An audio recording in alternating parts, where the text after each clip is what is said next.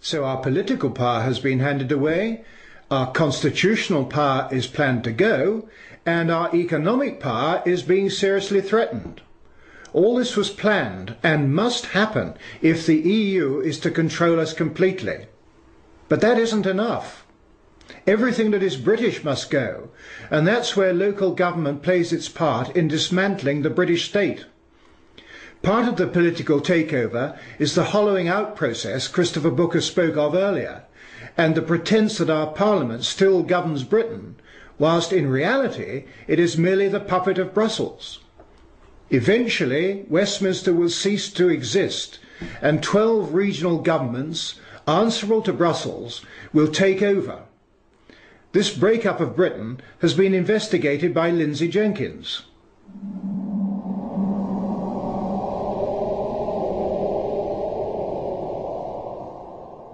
For generations, we in the United Kingdom have enjoyed democratic local government.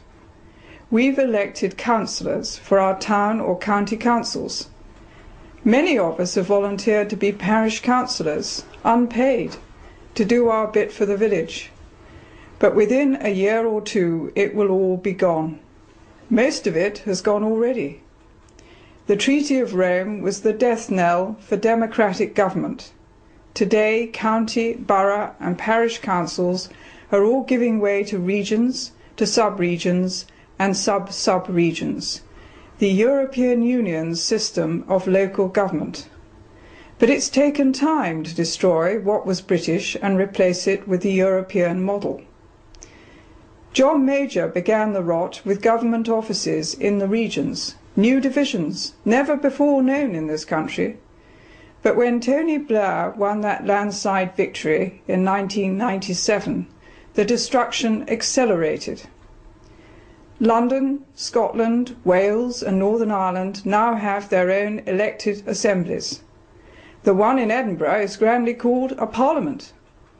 They may think they have a large measure of independence and freedom, but each is just a region in the European Union. And what about the rest of England? That's divided into 8 regions, the South West, the South East, the East Midlands and so on, but with appointed assemblies.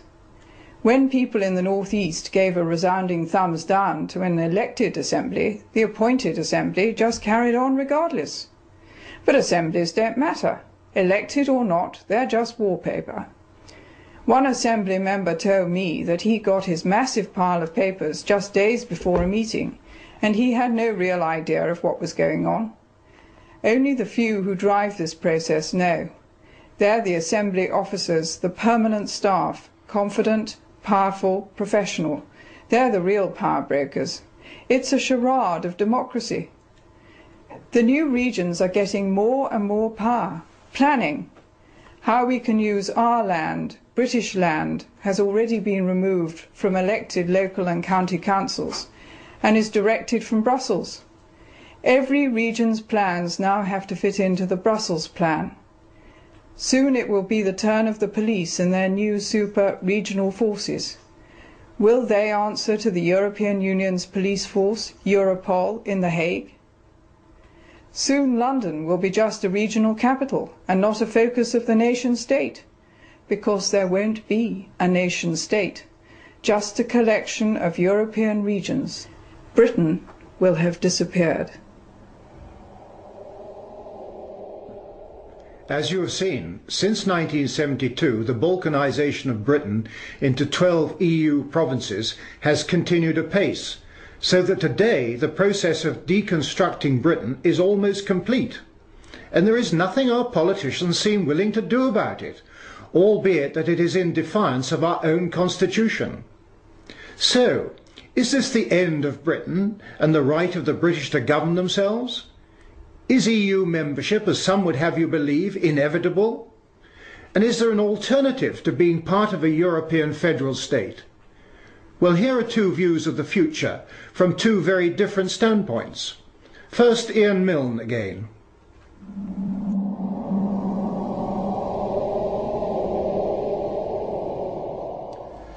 The story of the next 50 years is going to be the rise and rise of the world outside the EU.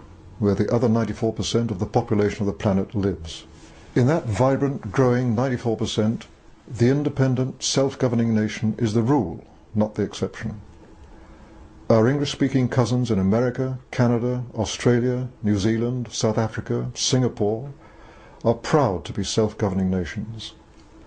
The world's second biggest economy, Japan, is proud to be a self-governing nation. So are those coming superpowers, China and India. For all these countries, big and small, the idea of surrendering the power to govern themselves, as Britain has done, to a supranational bureaucracy, and a corrupt one at that, is literally incomprehensible. We're the third biggest trading nation in the world, ahead of Japan, and the fifth biggest economy in the world. We're the headquarters of the Commonwealth, that voluntary association of English-speaking, self-governing nations, with members on 6 continents and almost a third of global population. So the claim that we'd be isolated outside the EU is pure, unadulterated nonsense. Just think of the benefits of reclaiming our independence by leaving the EU and joining that growing 94% of the world. First, trade.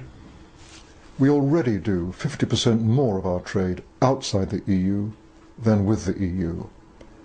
And our exports outside the EU are growing faster than our exports to the EU. We'd focus on the Asia-Pacific region, which is currently growing 5 times as fast as the EU. We'd resume our seat and vote at the World Trade Organization. We'd resume our trading alliances with our friends in the Commonwealth. And we'd strike up new ones with the Asian tigers. Not least, free of the immoral EU Common Agricultural Policy, we'd help the poorest nations in the world by offering them free access to our own markets. Second, defence. It's NATO that's kept the peace in Europe, not the EU. Free of the EU, we'd be able once again to refocus our efforts on NATO, not as at present on the European army that the French and Germans are determined to foist on us. Third, we save huge amounts of our own taxpayers' money. No longer will we hand over £13 billion a year to the EU, a sum that would buy us 12 new hospitals or 4 new aircraft carriers every year. And, as the Chancellor has admitted, we'd save an awful lot more by throwing off the burden of regulation we don't need and by being outside the ruinous Common Agricultural Policy. But most important of all, we'd got our democracy back. That's what getting back sovereignty means. Our own Westminster MPs would once again have the sole power to run our government, a power they've now abandoned to the EU. And we, the citizens, through our right to hire and fire them, would get back control of our own government. After withdrawal, what happens? We continue as members of the United Nations, of NATO, of the Commonwealth, of the World Bank, and so on. We make it clear to the rest of the EU that they're our friends and allies.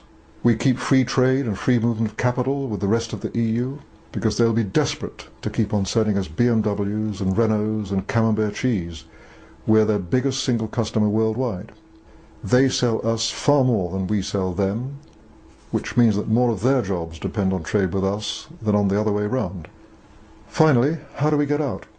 It's simpler than you'd think. First, we get the support of the British people in a referendum, and then we repeal the 1972 European Communities Act, by which we joined the then common market. That's all we have to do. The rest is detail.